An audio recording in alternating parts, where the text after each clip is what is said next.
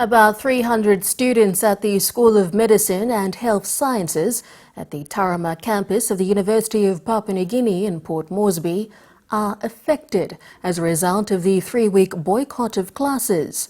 Out of this total number of students, 30 are specialist trainees who have been selected to sit for their final examinations this year. The National Doctors Association is concerned that these students, who are the next batch of residential medical doctors and health workers to be passed out from the medical faculty, next year may not be able to graduate. The association is therefore demanding the government to ensure students' demands are met so that they can return to classes. Gabriel Bego reports. Executives of the National Doctors Association, together with colleague executives of other 7 sister health workers unions, met yesterday in Port Moresby to air their concerns following boycott of classes by the students of the University of Papua New Guinea. They have thrown in their support behind the students, calling on the government to meet the demands by the students to put to rest the boycott to allow students to continue their studies.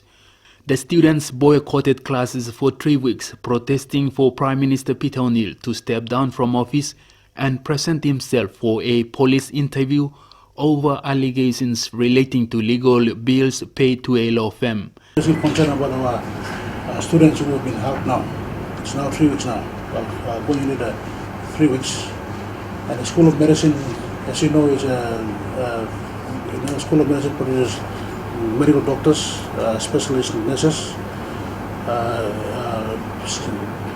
public health people, and so forth, dentists.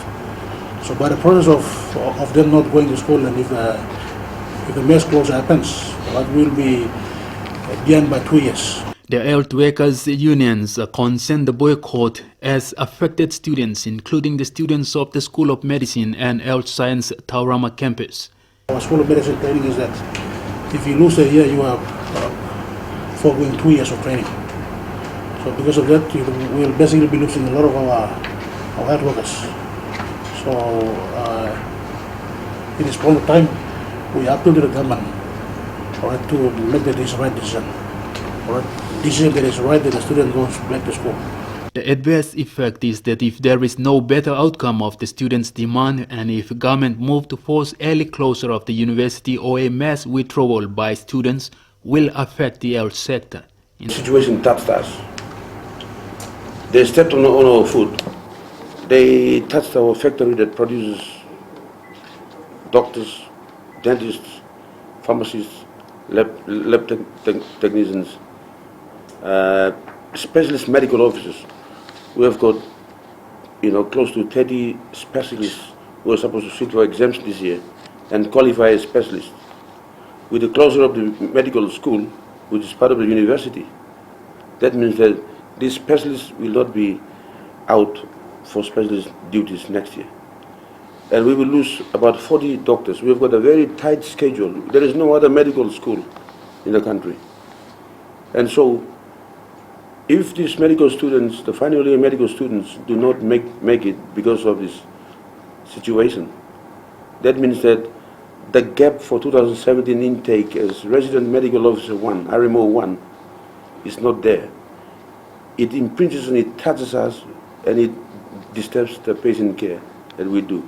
It's a system that we operate. It's a system that we can't allow to change. Apart from the students' issue, the health sector unions are also concerned about the budget cuts to health sector and the drop in foreign reserve affecting importation of medical drugs. Gabriel Bego, NBC National News, Port Moresby.